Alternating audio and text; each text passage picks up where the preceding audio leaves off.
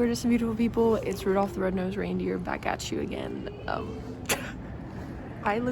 This is insane. I've never had a sunburn on my nose. Anyways, that's not the point right now. Today's gonna be less of like a vlog day and we're like, hey, I got home safe in my experience traveling solo and snowboarding. I got some really cool souvenirs for my girlfriend, my parents, and my brother, and of course myself. I love getting myself stickers. I actually ended up getting my brother sticker as well, which is really cool. So we're gonna be kind of matching. They're very different stickers, but very happy either way. I got my girlfriend a postcard, and I got my parents a mug. And if they don't like the mug, then I'm taking it home. It's my mug then. But yeah, I'm really happy with the experience. I'm not going to talk about it here, of course, but just want to update you guys, let you know I'm at the airport, waiting for my flight, and hopefully we'll be home soon. And this sunburn will disappear because we're traveling time zones, and that is on hope. All right. Maybe I'll eat, maybe I'll chill, maybe I'll time-lapse it. I don't know. We'll see. All up in the air. But anyways, see you there. Hey, my beautiful, wonderful people. We are back home, back at the setup. It feels really cool to be back. I'm honestly a little emotional. It's been a really hectic week. I had an amazing first solo trip, and I want to talk to you about it, and that's why this final part exists. Not much traveling and stuff, but I did want to tell you how everything went. First of all, really proud of myself. I'm getting really emotional, honestly, because it's my first time ever like raising funds on my own and working a really, not a difficult job, but like working a job for the purpose of the motivation being to pay for my own solo trip. And I'm truly really proud of that concept, and it's something that I will always be proud of, because this is my first solo trip, first time ever traveling and figuring everything out on my own, getting rentals, figuring out what slope to go to, figuring out what motel to get, figuring out the flight information. That one I will shout out my mom. She did help me out a lot, so thank you very much. But just to kind of, I don't really have a game plan, so I'm just gonna yap, and I'm so sorry if it's a bit longer than expected, but I think the final couple of like thoughts I have from the trip is, first of all, to kind of check out the Airbnbs more. My initial thought on the Airbnb was that it would be on private property, and that, you know, the pool and the jacuzzi would be, you know, in my personal thing. Instead, what I was greeted with was basically a motel where different companies own different parts of the room, so it would be either key cards or coded or keys and stuff like that. And again, not a big deal. I stayed there for 4 days, and I think it was a really good price for what it was. But just like look out for those Airbnb details and really pay attention to the reviews, and why maybe that the reviews only focused on the location rather than the comfort of the room. Also, really kind of concerning safety net was that the codes were all the same. Because I'm a really goofy person, was like, oh, I wonder if my code works on another room, and it actually did. And I opened it up to see that there was snowboard gear and somebody's luggage there, and I basically entered somebody else's room without them being there. And if I was any other person, if I was a bad person, stuff could have happened. So again, check out the property and make sure they're a reputable place. But for 4 days, really good price, and for a first solo trip, something that I could honestly afford. I couldn't afford anything super extravagant or even mild. I had to go for something a little more cheaper, and I don't mind that, but that was a safety issue.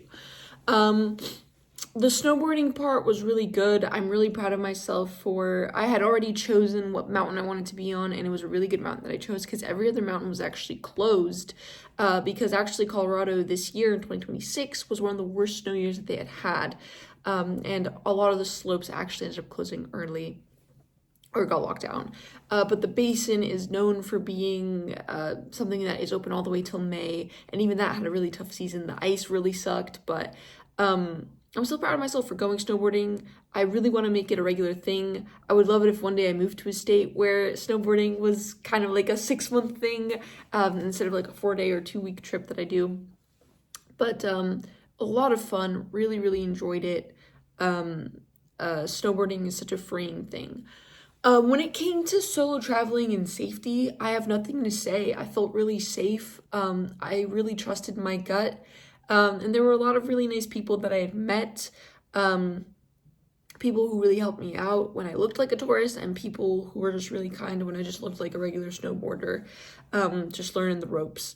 I know, that's a concern when you're solo traveling, and, I understand that. I have nothing to say on that. I'm not saying that safety should never not be a concern, but in this particular scenario, I really can't say that I had an experience where I felt unsafe or I had an experience where I felt scammed. Everything was pretty upfront for me, and it was great. Trying to think, I really should have been more. I have read. I mean, I should have bought SPF is something else I learned, but no, always be safe. I always updated the people that I loved on my location, and yeah, I don't have anything bad to say about that, but it doesn't mean that I will never not continue to be safe and continue to trust my gut. I will say that I was lucky on my first trip that nothing crazy happened. Let's see, what else?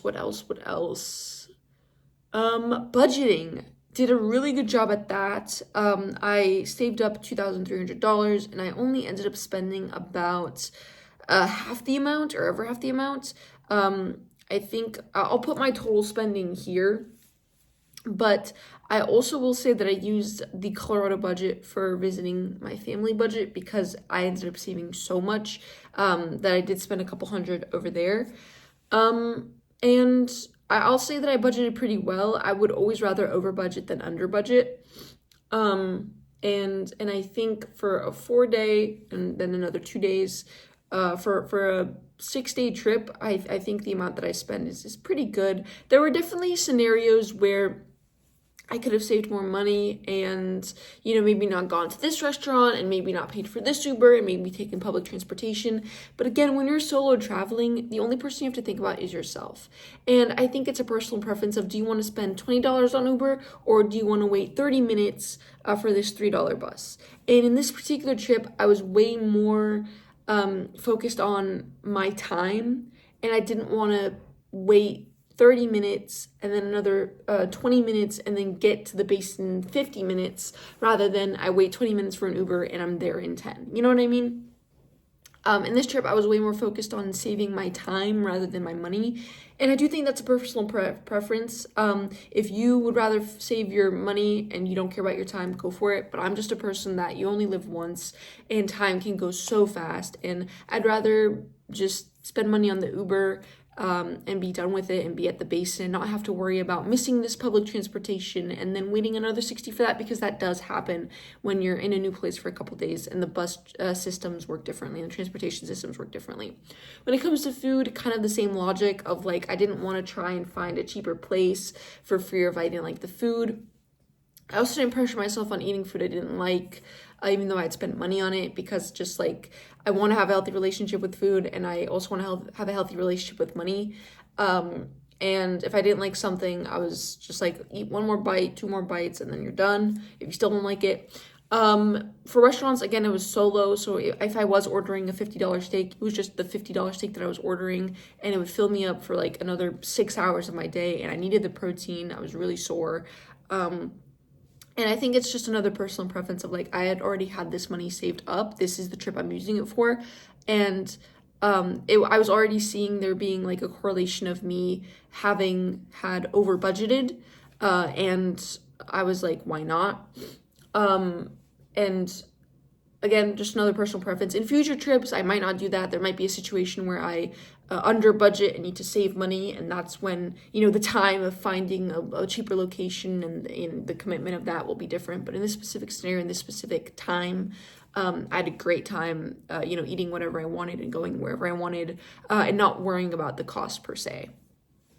And of course, I tipped. I don't understand tipping culture, so I would always, it would be a $20 meal, and I'd be like, all right, let me tip $6. And I'd Google what 15 or 20% is, and they'd be like, dude, you over-tipped. And I'd be like, whatever. I'd rather over-tip than under-tip. Still learning about tipping culture.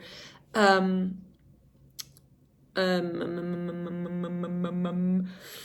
else? I really should have come prepared. My bad, guys.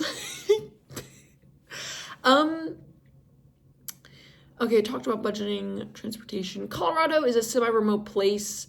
and the buses really weren't coming that often. But again, if you value saving money over saving time, go for it. It was a pretty reliable transportation system. I checked out Denver, and then I went to Dillon. I don't know why I kept saying Dillon. I'm so sorry, Dillon folk. Did not mean that. I don't know. I guess I have nothing else to say. I'm just really happy that I went on this trip. I truly had so much fun. It was like indescribable. How amazing was being on that mountain and just snowboarding and falling and getting back up and taking care of myself in the sense of like not giving up and keeping that motivation and really doing my best and being on those mountains for 4, 6, 9 hours and just skiing to my heart's content. And I'm really proud of myself for going all the way up the mountain. It's just there's a different kind of adventure when you solo travel. It's like you are depending on yourself to make sure you have the best time, and it's your thoughts and it's your opinions that matter to you, and that's so fun in that sense. Like you get to do whatever you want, and group trips are fun in their own way in the sense of like, oh look, like we're doing this as a group and together. But I do think it has the con of like, as somebody who kind of is a people pleaser, like I am so focused on if somebody else is having a good time, I never focus on me having a good time. You know, it depends on who I'm on the trip with. If I'm super close, I'm okay with being open and honest. But if it's like, oh, it's, you know, we're just friends, it's like kind of weird for me. But I just had so much fun solo traveling, and, you know, I was the one choosing the restaurants, and I was the one, you know, choosing what I wanted to eat, and, you know, how long I wanted to be on the mountains, and, you know, what kind of gear I wanted, and what kind of lift passes I wanted, and which lift I wanted to go on. And so it was no pressure at all. And honestly, if you want to live your life, I would recommend solo traveling once. It might be for you, it might not be for you. I think it's totally for me. I do think there's a balance of I like going on group trips, but when it comes to like if I have just something I really, really want to do, then I'm definitely solo traveling it, baby. It's so much fun and so worth it. I don't think I have anything else to say. If I do, I'll say in the comments, or I'll edit something. But I had so much fun, and I really hope I can do snowboarding more. I really hope you guys enjoyed the vlogs. And yeah, I am really proud. I like this was amazing.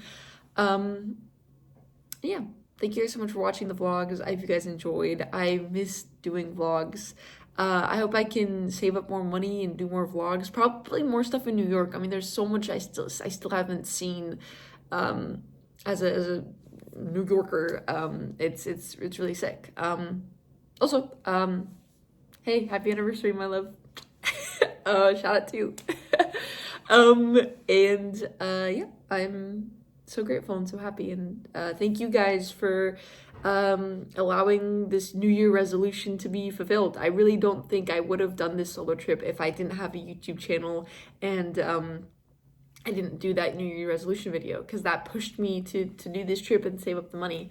And also I do think like working felt way more easier because I was motivated to save up for something fun. You know, obviously, you know, you work to, you know, pay stuff off, but in this specific scenario, I was working to pay for something that was fun and entertaining and motivational. So it was really cool. I'm really grateful that I got to do it. So thank you guys so much for watching. I'll see you guys later.